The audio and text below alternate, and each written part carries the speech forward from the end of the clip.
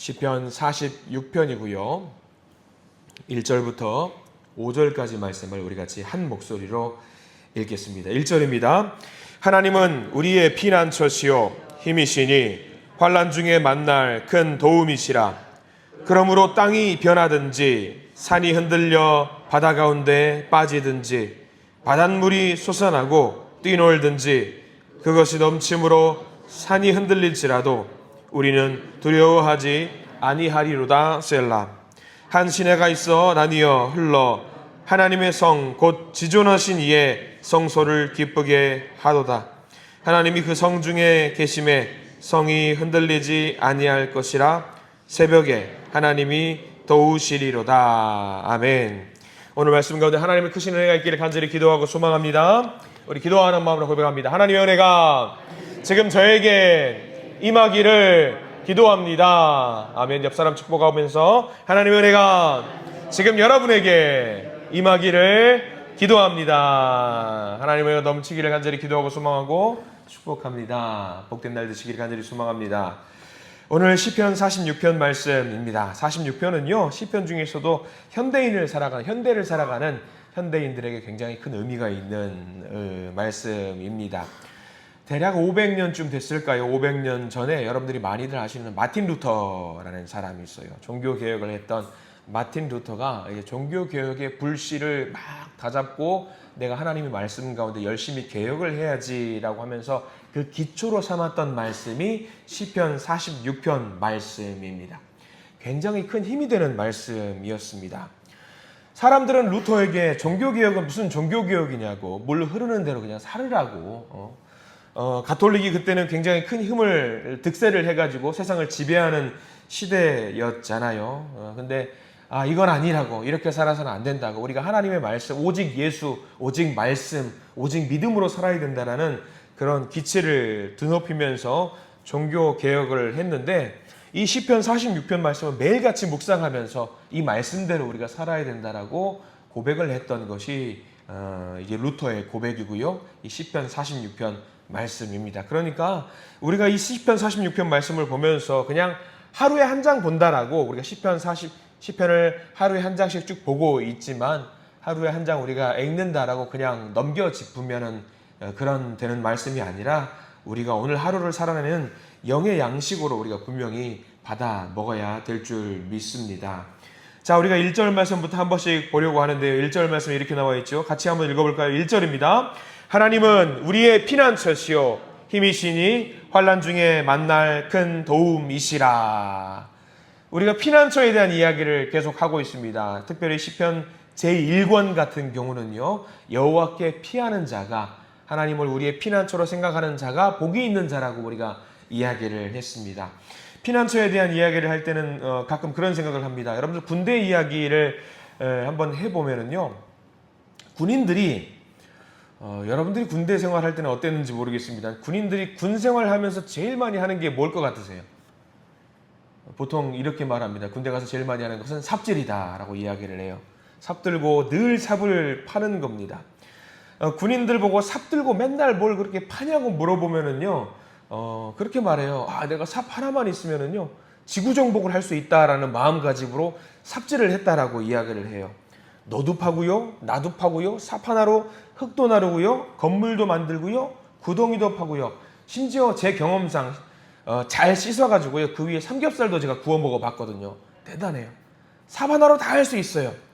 삽질을 왜 하냐면요, 삽은요 기본적으로 참호를 파기 위해서 삽질을 해요. 구덩이를 파는 거거든요. 구덩이를 왜 팔까요, 여러분들? 적들이 총을 쏠 때에 내가 안전하게 피할 수 있는 지역을 만드는 것을 뭘로 하는 거냐면 삽으로 하는 거예요. 삽으로 파는 거죠. 군인들이 항상 삽질을 하는 이유는요, 미리 참호를 만드는 겁니다. 훈련을 하는 거예요. 미리 내가 구덩이를 만들어서 피할 수 있는 공간을 만드는 훈련을 하는 것을 삽질을 한다라고 해요. 그러니까 함부로 그냥 막 하는 것이 아니에요. 훈련을 하는 거거든요. 근데 이렇게 질문을 할 수 있습니다. 아니요. 그러면 삽질을 하는 것은 전쟁 나야지 참호를 만들고 그렇게 삽질을 하는 거 아닙니까? 아니에요. 물론 그때도 당연히 전쟁터에 나가서도 우리가 삽을 통해 가지고 참호를 만들기도 합니다. 근데 늘 그렇게 삽질을 하는 이유는 뭐냐면요, 미리 만드는 거예요. 미리 만들고 미리 훈련을 하는 겁니다. 전쟁 나도 당연히 하겠지만 그렇게 해서 탑재를 해가지고 늘 이 훈련을 하고 참호를 만드는 훈련, 내가 어디 가서 이거를 미리 만들어두는 훈련을 미리부터 하는 겁니다. 어제도 파고요, 오늘도 파고요, 내일도 파는 것 같아요. 이게 뭐 하는가 싶지만은 그렇게 시간 때우려고 하는 것이 아니라 그것이 일상 속에서 내가 훈련을 하는 겁니다. 미리 파둬야 돼요. 전쟁 나서 파거나 전쟁 나서 내가 이제부터 한다라고 생각을 하면은 늦습니다. 그럼 이걸 언제부터 훈련을 하느냐? 언제 파느냐? 평안할 때부터 미리 하는 겁니다. 환란이 닥치거나 전쟁이 닥쳐가지고 내가 이 일을 하면은요, 이미 늦습니다. 이 예배 시간에 이 기도의 시간도 마찬가지예요. 여러분들 환란 닥쳐서 하나님을 찾는 분들이 간혹가다 있습니다. 그러면은 쉽게 찾을 수 있을까요? 어려움 닥쳐가지고 하나님을 내가 이제부터 하나님을 찾으리라 결단을 하고 기도하면은요, 쉽게 찾기 어렵습니다. 왜 그렇습니까? 안 해봤거든요. 훈련을 안 해봐서 그래요. 기도도요, 여러분들 기도 응답 받는 것도요, 기도 해본 사람이 더 빨리 응답 받을 수 있는 겁니다. 하나님을 만나는 것도요, 미리 하나님을 찾는 사람이 하나님을 쉽게 만날 수 있는 거예요. 세상 살 때는 내 실력으로 사는 것 같지요. 내 힘으로 사는 것 같다고 그렇게 객기를 부리면서 살다가 문제가 터지고 이제 내가 하나님을 찾아보리라 마음을 먹으면은요, 어떻게 찾는지 몰라요. 미리부터 찾아야 되는 거죠. 평안할 때부터 찾는 것이 우리 하나님이고 예배고 기도입니다. 평안할 때부터 찾는 거예요. 우리가 기도할 때 평안할 때부터 기도를 하는 이유가 여기 있는 겁니다. 환난 날에 어려움을 닥쳤을 때에, 재난을 닥쳤을 때에, 재앙 닥쳤을 때에 미리부터 주님을 찾는 사람들은요, 그 위기를 극복하는 것을 수월하게 극복해낼 수 있는 거예요. 하나님과의 관계도 그렇습니다. 평상시 하나님과의 아름다운 관계를 계속해서 맺어야 합니다. 누군가 문제가 생겼습니다. 그래서 그 도움을 얻으려고 또 누군가 찾아갑니다. 갑자기 찾아온 그 사람에게 내가 문제를 해결하기 위해서 도움을 주는 것 쉽지 않아요. 어렵습니다. 그러나 우리가 매일매일 주님을 찾고 매일매일 주님을 묵상하고 매일매일 주님의 뜻을 구하는 것이 중요한 이유, 늘 좋은 관계를 유지하기 위함입니다. 만약에 마틴 루터가 평상시에 하나님을 찾지 않았는데, 하나님의 도우심을 구하지 않았는데 종교개혁을 한다고 내가 지금부터 하나님을 찾으리라 하면은요, 쉽게 찾을 수가 없는 거지요. 불가능합니다. 평상시에 하나님을 찾지 않았던 사람이 위기의 때가 왔다라고 해서 주님을 찾는다, 쉽게 찾을 수 있을까요? 어렵습니다. 어려워요. 하나님께서 내게 얼마나 크신 분이신지 평소부터 주님과의 관계를 통해서 우리가 알아가고 맺어갈 수 있는 겁니다. 평소부터 해야 합니다. 평소부터. 그래서 중요한 것이 여러분들 굉장히 감사한 건데요, 평소부터 이렇게 새벽 예배 나와서 매일 아침마다 말씀을 묵상하고 예배를 드리고 기도하는 것이 우리에게 얼마나 큰 기회인지 몰라요. 평안할 때 여러분들 이렇게 나와서 기도하시고 찬양하시고 말씀 보시고 주님의 음성을 듣기 위해 노력하는 거 아니겠습니까? 하나님의 말씀을 매일 읽는 거 굉장히 중요한 훈련입니다. 매일 우리가 군인처럼 삽질하는 거예요. 말씀과 내 삶을 연결시키는 훈련이잖아요. 내가 힘들고 어려워도 낭망하지 않을 이유를, 내가 포기하지 않고 주님을 찾아야 되는 이유를 계속해서 매일매일 이 예배 시간을 통해서 만들어가는 여러분들인 줄 믿습니다. 우리가 살면서 어려움을 만나지 않는 것이 제일 중요하겠지만 어려움을 만나요. 환난을 만나요. 그러면 지금까지 쌓아두었던 기도와 말씀이 이 위기를 뛰어넘을 수 있는 힘이 된다라는 사실을 믿으시기 바랍니다. 환난이 찾아오는 것은 누구나 똑같습니다. 차이는 뭐냐면요, 환난 중에 만날 수 있는 큰 도움이 있냐 없냐예요. 평소부터 그 관계를 하나님과 유지할 수 있는가 아닌가, 이게 굉장히 큰 차이거든요. 평소부터 하나님을 찾거나 하나님과 관계를 맺지 못했다거나 이런 차이를 통해서 위기의 때에 우리는 당황하게 됩니다. 평소에 하나님과 친밀한 관계를 맺는 것이 이래서 굉장히 중요합니다. 그러면 환난이 어떤 건지 우리가 한번 봐야 됩니다. 1절에는 우리 하나님을 환난 중에 만날 큰 도움이시라고 이야기했습니다. 2절부터는 위기의 상황을 우리가 보게 됩니다. 2절과 3절 말씀을 같이 한번 읽어볼까요? 2절과 3절입니다. 그러므로 땅이 변하든지 산이 흔들려 바다 가운데에 빠지든지 바닷물이 솟아나고 뛰놀든지 그것이 넘침으로 산이 흔들릴지라도 우리는 두려워하지 아니하리로다. 셀라. 2절과 3절 말씀을 하나님의 구원 사역과 연결시키자면요, 생각나는 사건이 하나 있습니다. 출애굽의 홍해 사건입니다. 홍해 사건을 2절과 3절은 우리에게 묘사해 주고 있어요. 어마어마한 일입니다. 이스라엘 민족들, 히브리 민족들은요 모두 살았습니다. 한 사람도 거르지 않고 하나님이 다 살려주셨습니다. 근데 반대로 애굽의 군인들은요 모두 몰살당했습니다. 애굽 사람들은요 하나님께서 보여주신 그 기적을 보고 감당하지 못했습니다. 눈 땡그런 뜨면서 놀랐습니다. 그리고 어쩔 줄 몰라 했습니다. 근데 히브리 민족, 이스라엘 민족도 마찬가지예요. 그 놀라운 기적을 보고 동그라니 눈 뜨면서 놀랬습니다. 이야, 놀랬습니다. 그런데 그들은 당황하지 않았습니다. 당황하지 않으면서 자기들이 해야 될 일들을 묵묵히 할 수 있었습니다. 그렇게 홍해를 가로질렀습니다. 만약에 애국 군인들처럼 놀라기만 했다라고 한다면요, 홍해를 가로지를 수 없었을 겁니다. 그런데 그들은요, 가로질러서 홍해를 탈출할 수 있었습니다. 왜 그게 가능했냐면요, 늘 삶 속에서 그들은 기도했기 때문입니다. 자기들이 종살이 한다라고 힘들다고 어렵다고 눈물 흘리면서 하나님을 찾지 않고 투정만 부렸다라고 한다면요, 애굽 사람들처럼 똑같이 몰살당했을 수도 있었습니다. 근데 그들은요, 쉬지 않고 평상시에 기도를 했고 위기의 그때에 평상시에 평안의 그때에 하나님께 기도했습니다. 하나님과 계속 관계를 맺었습니다. 하나님, 기적을 보여주세요. 그러니까 그 기도가, 그 기적이 눈앞에 펼쳐졌고요. 비록 놀랐지만 놀란 것에 멈추지 않고 행동으로 옮길 수 있었습니다. 왜냐하면 평상시에 준비를 해왔기 때문입니다. 하나님을 평소부터 피난처라고 생각을 했고요. 평소부터 기도하고 찬양을 하고 예배를 드렸습니다. 그럼 한번 여러분께 질문을 드려보려고 합니다. 지금도 우리 앞에 펼쳐져 있는 홍해가 우리 앞에서 갈라질 수 있을까요? 여러분들 눈앞에 펼쳐져 있는 그 홍해, 위기의 때 앞에도 위기고 뒤에도 위기입니다. 그러면 우리가 피할 수 있는 홍해 갈라질 수 있을까요?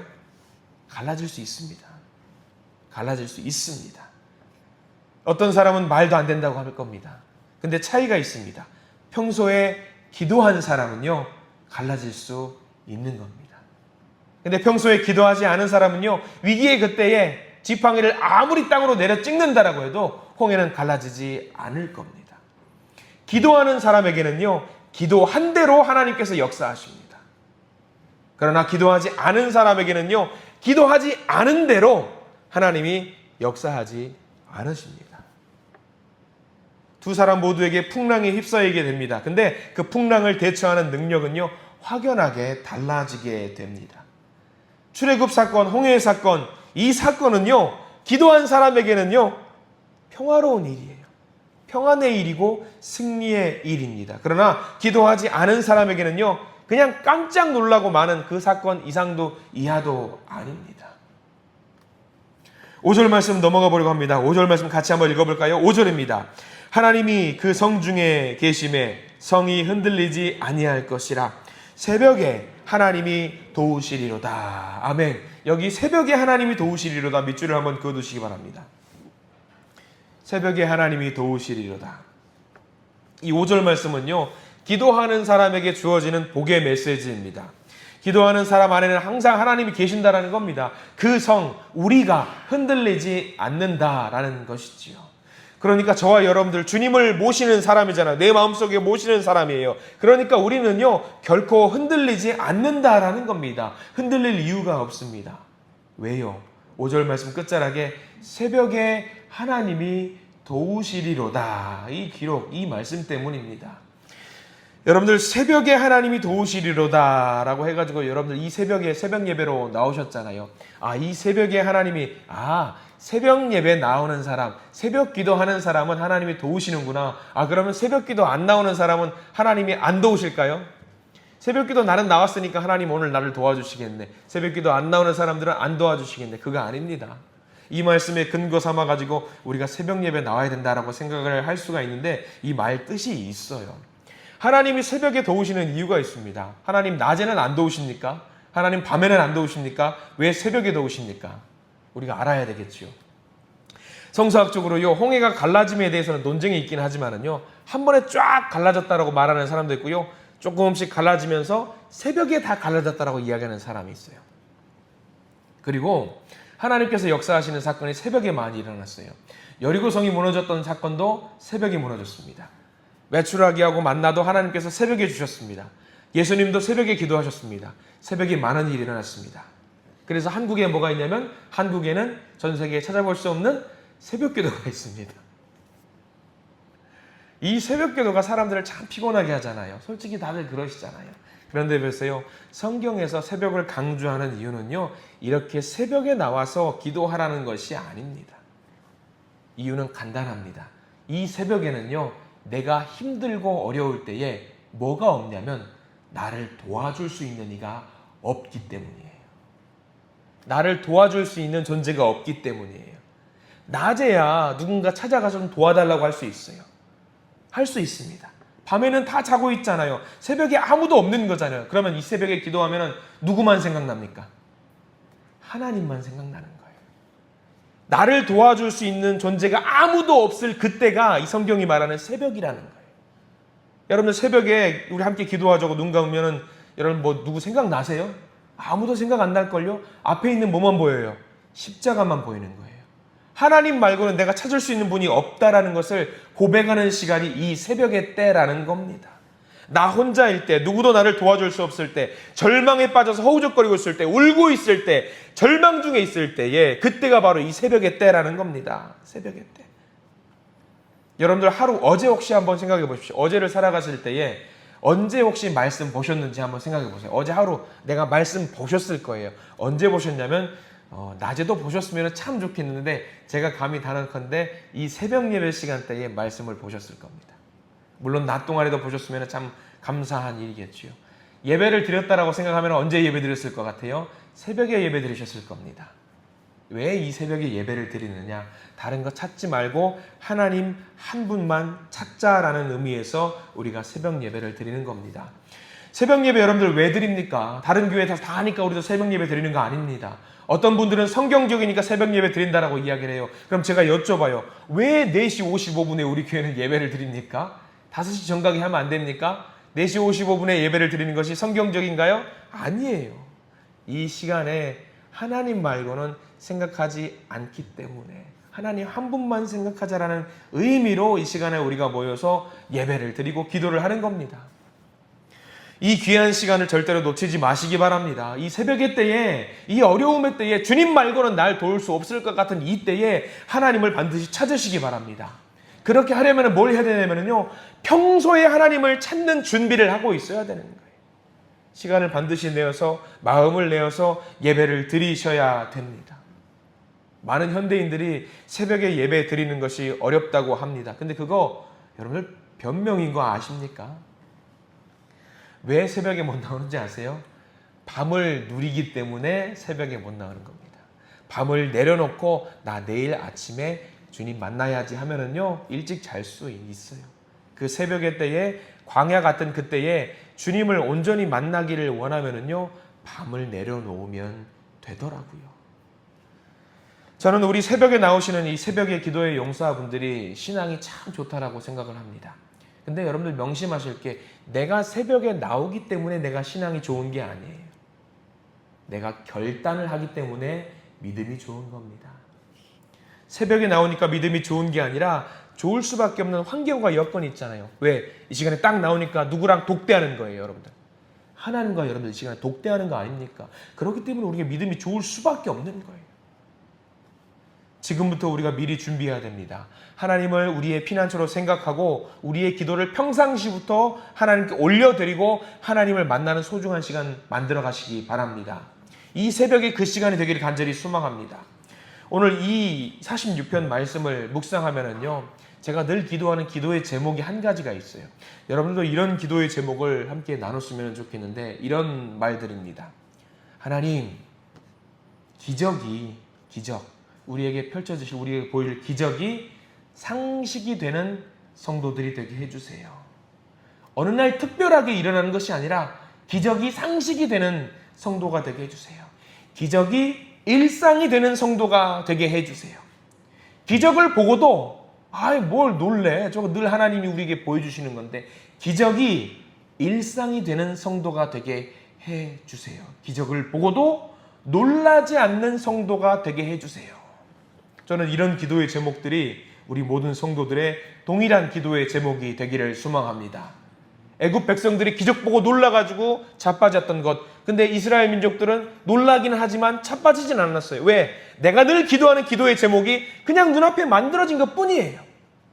여러분도 마찬가지입니다. 늘 기도하시고 말씀을 보시고 묵상하세요. 그러면 우리 앞에 위기의 때에 하나님의 손이 뻗어지는 것이 기적이 놀랄 만한 일이 아니라 기도하는 자에게 당연히 보여지는 건데 뭐가 저게 놀랄 일이야. 이런 것이 우리에게 보여주시는 하나님의 기도 응답이 될 줄 믿습니다. 새벽을 여시는 하나님을 만나시고 하나님께 응답 받으시는 소중한 시간, 소중한 하루 되시기를 간절히 축원합니다. 기도하겠습니다. 주님, 시편 46편 정말로 위대한 시편, 우리에게 묵상의 말씀을 주시는 시편입니다. 마틴 루터가 종교개혁을 할 때에 이 시편 46편을 품고 이 위대한 일을 만들어냈습니다. 주여, 우리도 삶의 개혁을 이끌어내고자 합니다. 하나님께 영광을 올려드리고자 합니다. 우리에게 하나님의 지혜를 보여주시고 하나님의 도우심을 보여주시옵소서. 우리가 이 세상을 만들어가는 것이 아니라, 하루하루를 만들어가는 것이 아니라 하나님께서 만들어가심을 믿고 보고 따르고 의지하는 우리 모두가 되게 해 주시옵소서. 이 새벽에 가지고 나온 기도의 제목이 있습니다. 주님이 응답해 주시고 주님이 만들어가 주실 줄 믿습니다. 다만 그 응답을 보면서 우리가 놀라지 않도록 도와주시옵소서. 내가 기도한 대로 만들어 주신 것임을 믿고 따르고 의지하는 하나님, 우리의 피난처 되어 주시옵소서. 예수 그리스도 이름으로 간절히 기도드립니다. 아멘.